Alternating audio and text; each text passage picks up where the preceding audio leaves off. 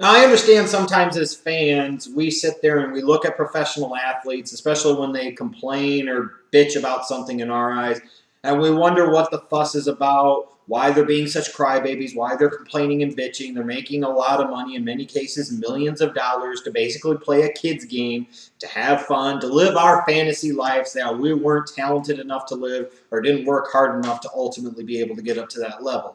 You know, I understand it, but sometimes though I think we forget as fans that we do share things in common with these athletes, even if they're on a different level in terms of from a financial standpoint. Is the fact that these guys are doing this for a living. So just like we complain about the jobs that we have and we know we do for a living for our paycheck to feed our families, they do the same thing. It's not really that much of a fundamental difference there.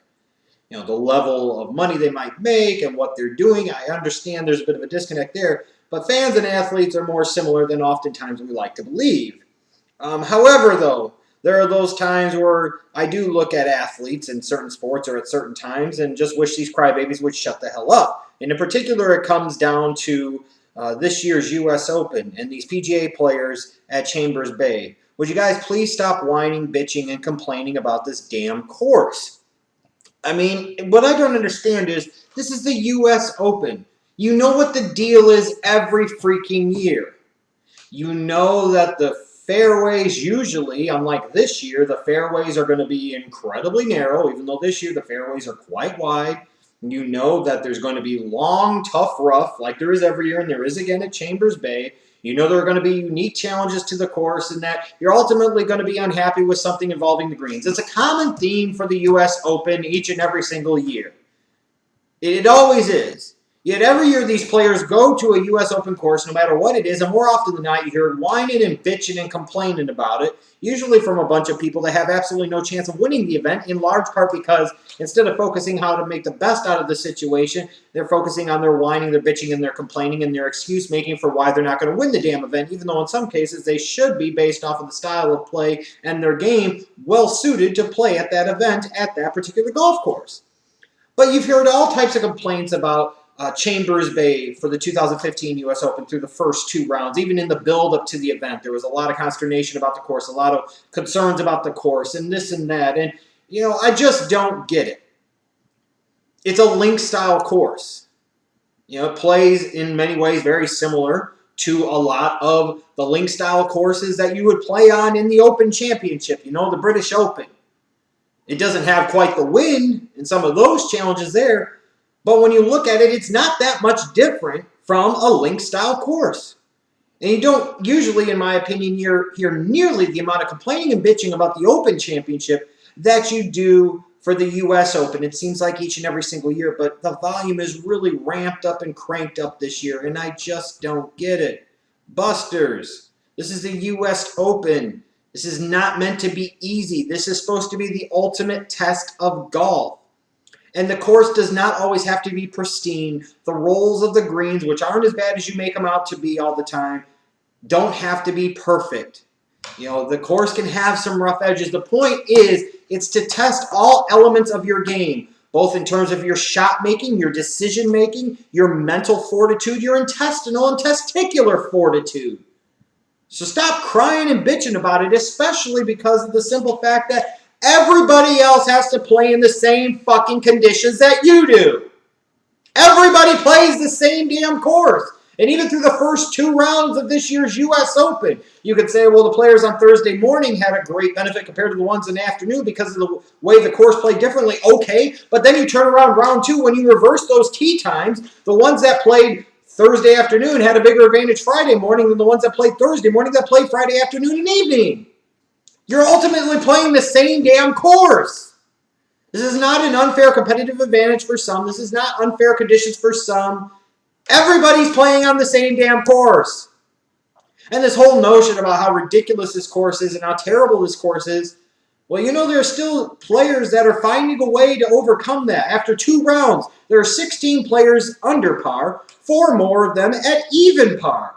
So when I hear certain players complaining and bitching about it, It's funny how it's usually coming from those guys that can't find a way to do well at the U.S. Open. Like you look at a guy like Bubba Watson in round 1, after one of his shots, he sits there and talks about how this pathetic professional golf because he had to wait so long in order to hit his shot. Ding dong, dumb dick. That's golf. Sometimes you have to wait.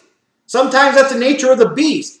And maybe instead of sitting there and setting your mind on the fact that you hate the U.S. Open every single year, you would sit there and figure out ways to make it work to fit into your skill sets, of which you have many. Apparently, though, not in the mental category.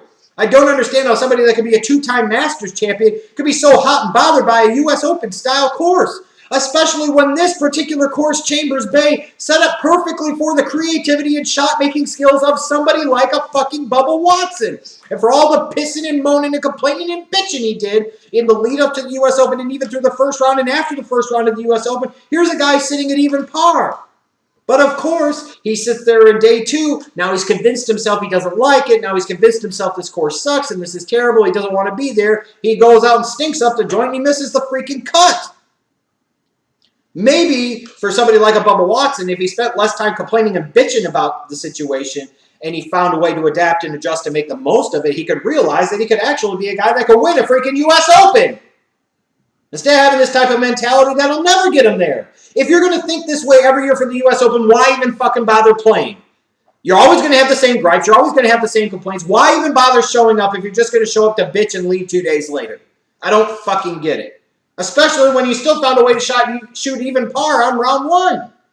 You were in the mix at least, if nothing else, make the damn cut.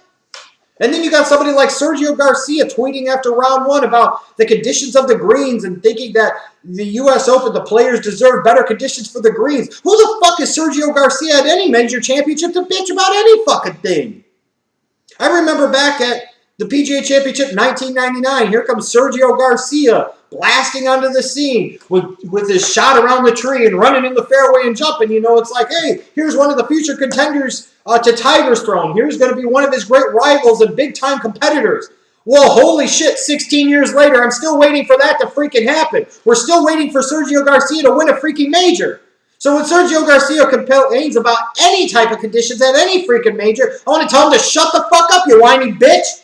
You have absolutely no credibility on this matter because until you can win a fucking major, you have no reason to complain about it. Because it doesn't matter if the conditions are pristine, if the weather is terrible, if the green rolls are bad, you fucking implode, you piece of shit, time after time after time. So what the hell does it matter? It doesn't matter. Everybody's playing the same damn course. Stop being such whiny crybabies and fucking go out there and just play the damn course and figure out a way to play. Figure out a way to make your shots. Figure out a way to make good decisions. Figure out a way to use the course to your advantage because there are opportunities there. I mean, the fact is, as tough of a course as this is supposed to be, you know, there were 20 players, even par or better, after 2 rounds. We've seen U.S. Opens that have been far, far less, nice to the players in terms of their scores. How many times have we seen the U.S. Open finish with the winner is lucky to get to even par, and many times they finish over par. And here we go. You've got guys at 5 under, 6 under, and all this crap. You got 16 players under par. You got a couple of guys leading, I think it's at 5 under par. But yeah, you got Sergio Garcia and Bubba Watson bitching about it. And other players grumbling and griping about it. Just shut up and play. I don't get it, man. In this particular case, it's a level playing field for all. Even if the course is bad. Who cares? Just shut up and play. It's ridiculous.